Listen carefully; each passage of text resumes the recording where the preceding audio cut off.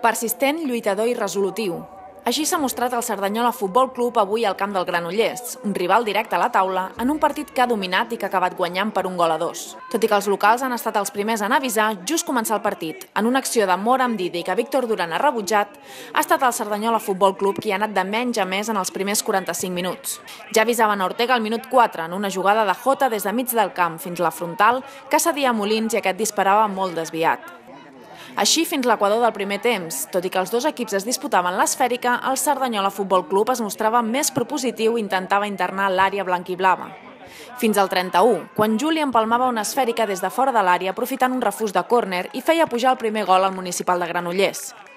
Un marcador que aviat canviaria, doncs en la següent jugada l'àrbitre ha assenyalat un rigorós penal que Roger no fallava, fent pujar l'1-1. Poques oportunitats s'han vist en el que restava de temps, tan sols una bona jugada de Torres a Mèric que cedia de taló a Daisuke i el japonès centrava, però Oriol Molins no arribava a rematar. Amb l'empat s'arribava al descans.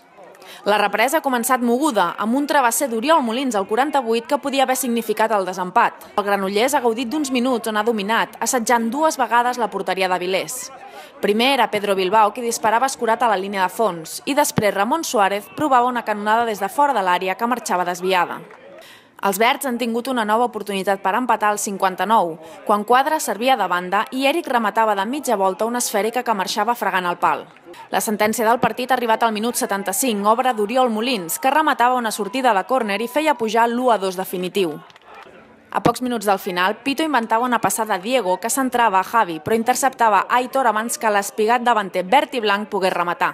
El Granollers, que topava un cop i altre contra la dura defensa verda, s'aproximava al 83 amb un dispar de Bauli que Carlos atrapava sense problemes. Els darrers minuts de partit han estat molt intensos, amb tots dos equips intentant buscar la seva recompensa, però finalment ha estat el Cerdanyola Futbol Club qui s'ha imposat al duel i ha aconseguit sumar els 3 punts i escalar posicions a la classificació.